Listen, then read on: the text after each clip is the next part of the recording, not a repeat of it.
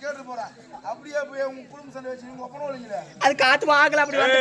காத்து வாங்க அப்படியே போக காத்து ஓவராச்சு பறந்து போயிடும். சாமி ஜெய் செஞ்சு கையெடுத்து கும்பிட்டே கம்மிடமா. இந்த சூத்துல கறி அடிக்காத சாமி. சூத்துல கறி இருந்தா கொஞ்சம் பரமா இருக்கும். நாடி வாத்த. அது மட்டும் கேளியா சாமி. மூடி வை. ஏய். நீ போடா மரணமா. போனா மயிர போச்சு போனா.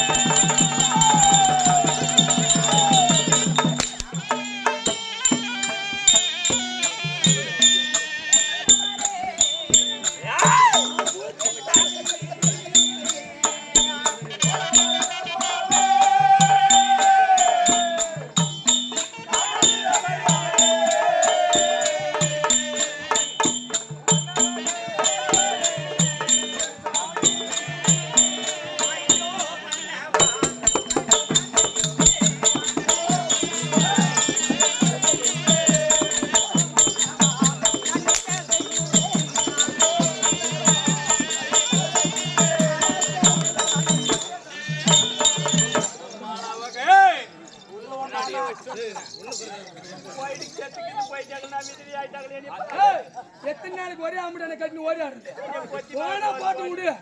அம்மா சாம்பல் மூஞ்சானா வாங்க. நீங்க மட்டும்தான் அடிக்கிற. அங்க நடந்த விஷயம் உங்களுக்கு தெரியாதா? என்னது? அதாவது கோயிலுக்கு வீட்டுல நடந்த விஷயம் உங்களுக்கு தெரியாதா? தெரியாதா? நான் நாட்டுக்கு அரசன். அதாவது வந்து அவன் போனதுக்கோசரம் ஏதோ எல்லாம் கரும்புளி செம்புளி குத்தி அமுச்சிக்கிறாங்க. அது உங்க ஆமடியம் போயிட்டாருன்னா வச்சுக்கோ, அந்த காலனி தெருவுல கலத மேல இப்படியே உனக்கு எப்படி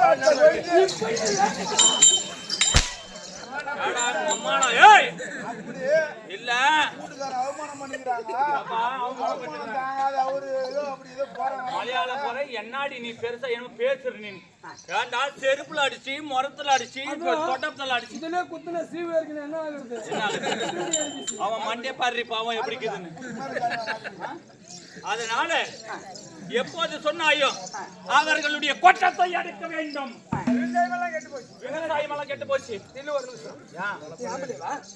செருப்புல அடிச்சா, உடம்புல அடிச்சா, முரத்துல அடிச்சா, சூடு சோறுக்கு உனக்கு எதனா ரத்தம் ஓடுதா சீவு ஓடுதா?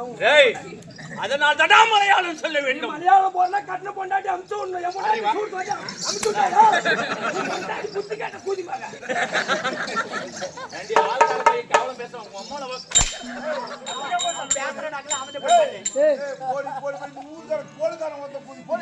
யாரோ ஒண்ணு பிரியாண்டா அடிங்க மோ. அதனால என்ன சொல்ற போக போட்டா கொண்டவன் போன கூச்சினா கண்டவனா கலந்து கூச்சின்னு தான் சொல்லுவான். நீ ஒழுங்கா இங்க பாரு வாய் எதனா பேசணும் அப்படி. ஆமா நீங்க அடிச்சு பெட்ரூம்ல இடம் கொடுக்க மாட்டாங்க. ஆமா ஏன்டா டேய் என்னத்துக்கு ஆண் உடம்பு கட்டி நான் சொல்ற மாதிரி கேளு. மூடி கம்மியா போயிடாரு. இந்த பைசல் பண்ற வரைக்கும் கம்முனு எப்படா கோயில் கட்சிது?